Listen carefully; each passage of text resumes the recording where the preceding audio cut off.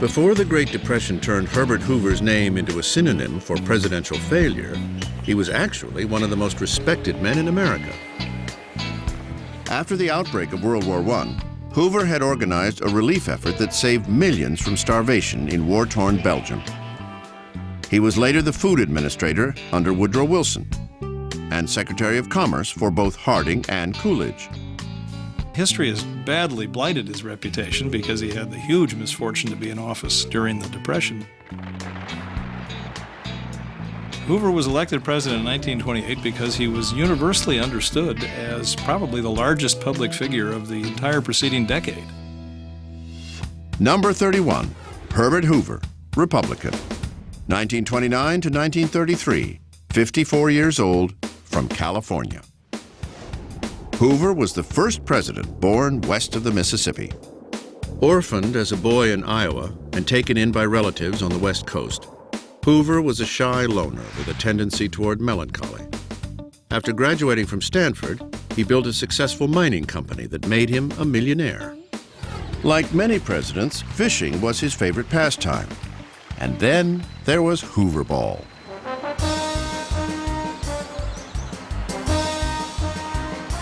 Told by a White House doctor that he needed to exercise, Hoover came up with his own game.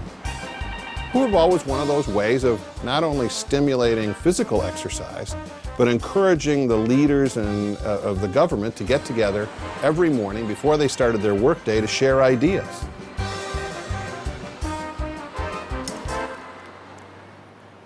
Hoover was often seen as a big business Republican who didn't relate to the common man.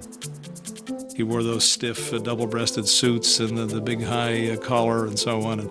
And his personal demeanor was quite stiff and reserved, so it was easy to lampoon him and caricature him as a stereotypical big businessman.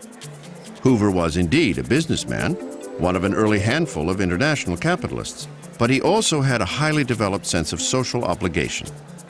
Herbert Hoover once said that the only trouble with capitalism is capitalists. They're too damned greedy.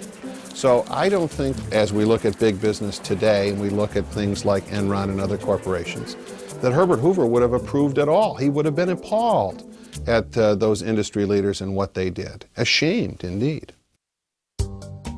Hoover did try to apply the efficiency of business management to his task as president. It's true that George W. Bush is the first MBA to be president of the United States, but Herbert Hoover was a very successful business person, and he had a very crisp executive style. Herbert Hoover was what we would now call a workaholic. I mean, this was a man who really believed in work.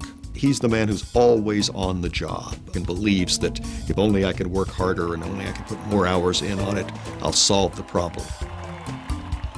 With his strong work ethic and proven management skills, Hoover seemed destined for presidential greatness. The only problem was that the economy totally tanked as of October 1929. Many of the qualities that made him look that he would be so good for leading a period of prosperity were really not up to dealing with the challenges of the Depression. As a Depression president, Hoover was handicapped by his innate lack of charisma. His lackluster public speeches did little to inspire confidence.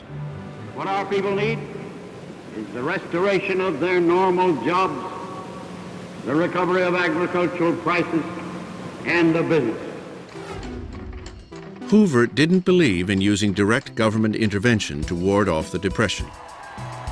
Instead, he relied on what he called voluntarism, asking corporations to voluntarily improve working conditions and wages.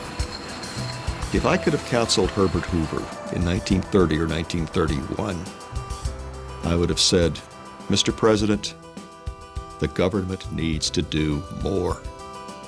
Voluntarism isn't going to work. Unfortunately, I think what happened to Hoover was that the Depression traumatized him. He made his plight much worse by becoming extremely defensive. He just didn't have the temperament, among other things, to deal with a crisis of this magnitude.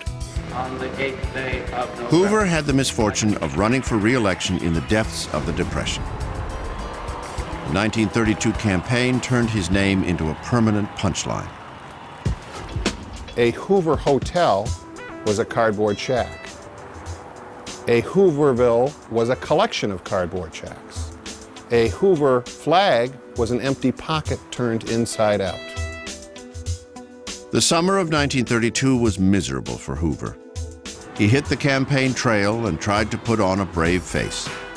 Wherever he appeared, there were angry Americans with signs critical of him. There were people who shouted, "We want bread." And everywhere he went was the specter of hunger. It must have hurt him tremendously to campaign. In June, a contingent of desperate World War I veterans arrived in Washington to demand early payment of bonuses that weren't due to be paid until 1945. When these bonus marchers occupied several buildings in downtown Washington, Hoover enlisted the help of General Douglas MacArthur to clear them out. MacArthur exceeded his authority and not only evacuated the buildings, but pressed all the way on to Anacostia Flats, where there was this encampment of the so-called bonus marchers, and he torched the encampment, burned it to the ground.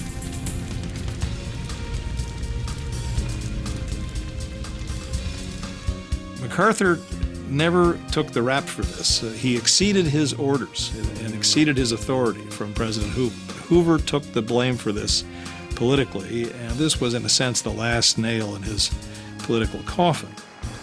When Hoover's challenger, Franklin Roosevelt, heard about the debacle, he told an advisor, "This elects me."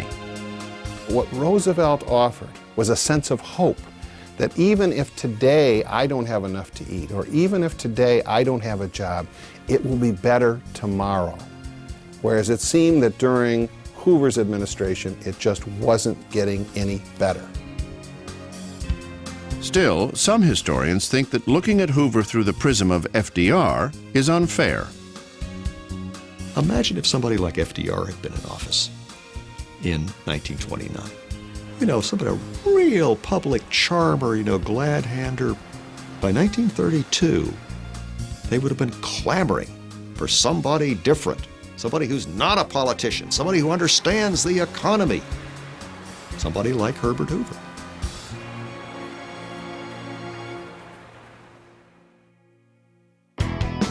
Herbert Hoover was the first president to have a telephone on his Oval Office desk and the first to hire an executive staff.